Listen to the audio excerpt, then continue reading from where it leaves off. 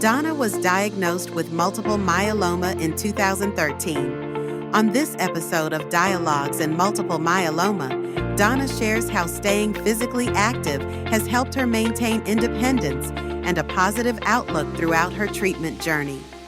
Hi, I'm Donna, and I was diagnosed with multiple myeloma in 2012 in May, specifically 1 month after I ran a 10-mile race in Washington, D.C. called the Cherry Blossom 10-miler. At the time, I went through the normal processes that you go through when you find out you have this kind of a disease. But I also, once I went through the initial phases, decided I was going to make the most of my life in the time I had left. Now, one of the things I find encouraging about multiple myeloma is, unlike any other cancer that I know of, the research in this field has been so productive that it has extended the life expectancy of people with multiple myeloma. And more importantly, it has improved the quality of life while people are getting treatment. I've actually had 2 CAR T therapies, but the one that was most effective for me was Carvecti CAR T, which I had in December of 2023. I have been in remission. My M spike went to 0 after about 3 or 4 months. I had a bone marrow procedure in the following August, which showed that I was MRD negative. That means in testing over 2 million cells, they didn't find any with multiple myeloma. I had another bone marrow biopsy 1 week ago, and I am still MRD negative, which is called stringent complete remission.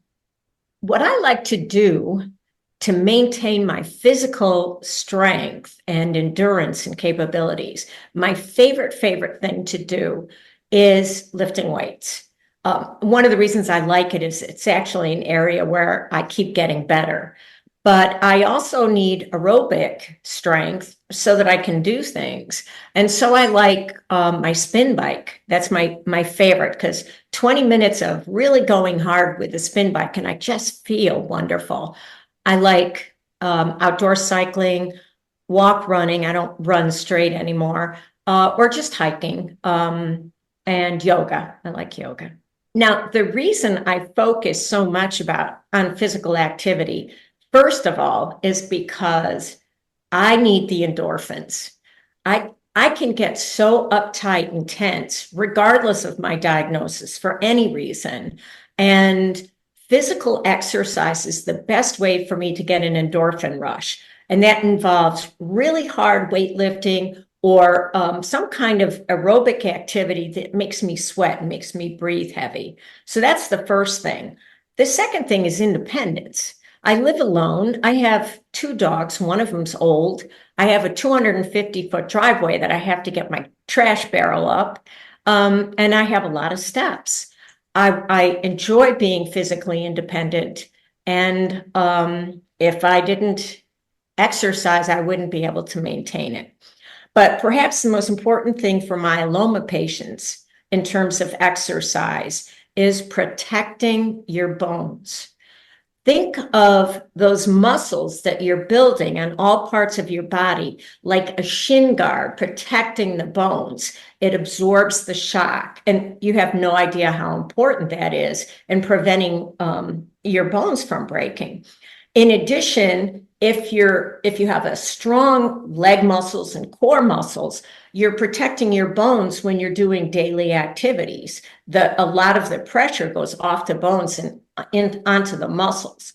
A third thing I recently read about was that strong muscles actually tug on your bones and help the bones naturally create more bone growth and a denser bone. So exercise for myeloma patients is really crucial, to the extent that you can, based on where you are when you're finally diagnosed.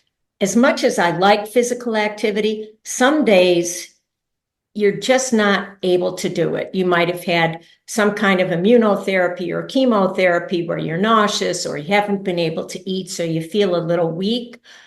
I like to just maintain some level. So what I might do is pick up a couple of light weights and do an arm workout, because I don't lift as much weight with my arms as I do when I do a chest press or leg press. Sometimes I will just do yoga.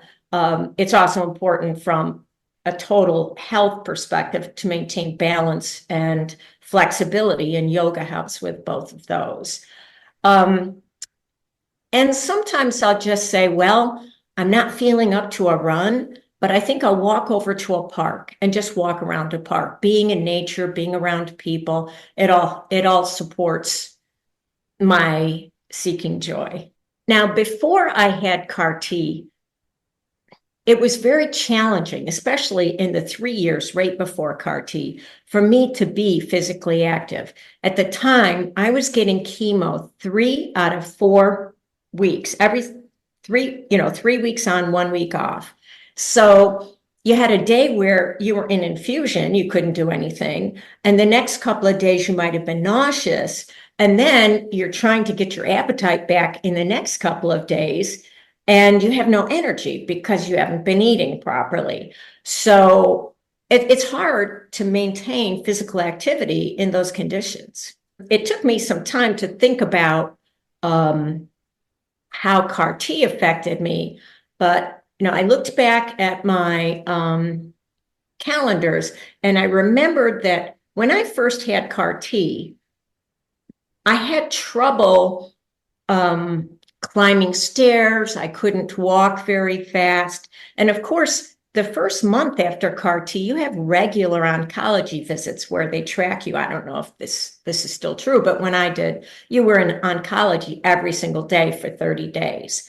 But once I got past that, then what I did is so it's 30 days after I started CAR T, I started slowly climbing upstairs to my bonus room and getting on my treadmill and walking. And it was really slow. I've never walked that slow in my life. But within 30 days, I was walking at my pre-CAR T pace. It's 60 days past when I started.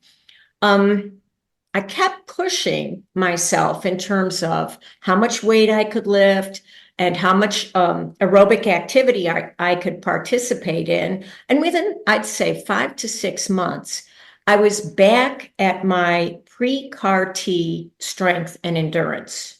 Now it gets better, because then I said, well, I need a new goal. And because I wasn't dealing with infusion and all those other things, I said, I want to get back to where I was before I had cancer. And that's what I strive to do. And in terms of strength, because I've really been working hard on that, really, because you need to, you're not going to build bone strength unless you really push yourself, so that the last rep is really hard to do, whatever that is for you. I've actually gotten stronger than I was before I got cancer. Now, aerobically is a different story, but I'm 13 years older, which is a good thing. I am 13 years older, something I didn't think I'd ever be able to say. One of the things that I really like about CAR T, as opposed to other therapies, is it gave me time when I'm not sitting in a chair, and time when I feel good. You don't have a lot of that when you're dealing with infusion every day. But with CAR T, you're not getting infusion every week.